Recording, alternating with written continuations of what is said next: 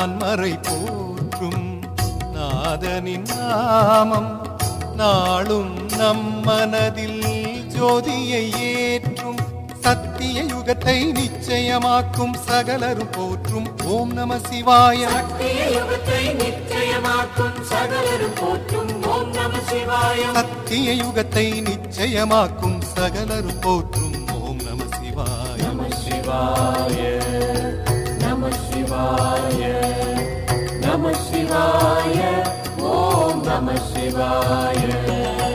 அண்டமும் அகண்டமும் ஐந்தெழுத்துள்ளே ஆதியான மூவரும் ஐந்தெழுத்துள்ளே.